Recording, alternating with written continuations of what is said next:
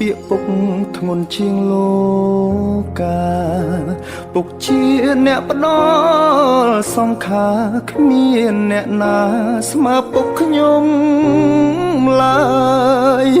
ពុកគឺជាព្រះជូនកូនហើយឆ្លងរកត្រើយទោះបី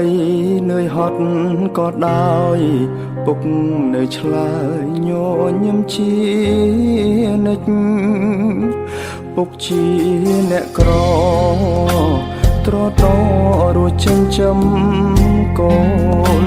ជីវិតរស័តដូចក្បូនកាយស្រពោនញ៉ាស្រោចកាយក្រមកំដៅថ្ងៃកំឡាំងបដូរយកដុល្លារគត់គង់ប្រកាំងសិក្សាក្រែងវាសនាកូនផុតលំបាទឹកភ្នែកពុកហូរក្រោយក្នុងខ្ញុំរាប់ព្រៀងដំណក់ពុកឈឺពុកហត់ពុកសងតែទ្រាំរួចដើម្បីកូ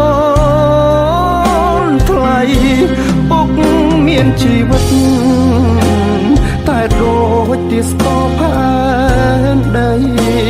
ពុកអើយមិនដេចអាយុខ្លីមិនស្ដីឮកូនហើយទេអោទេវតាអើយហេតុអ្វីមិនប្រណីខ្ញុំពីមុនមានពុកជួបជុំពេលនេះខ្ញុំអស់ពុកហើយសល់ត្រឹមរូបថ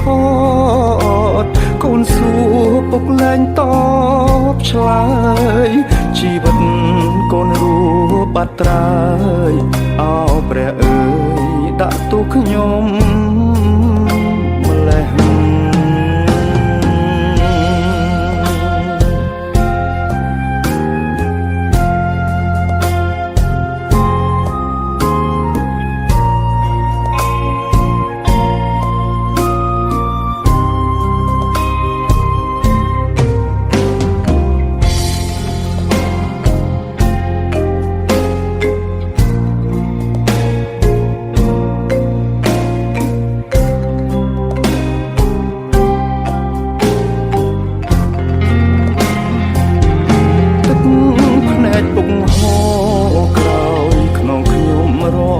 ដំ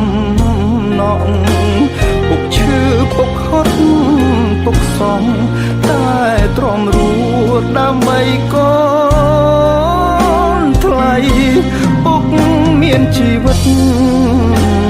តែដូចទាស្ទរផែនដី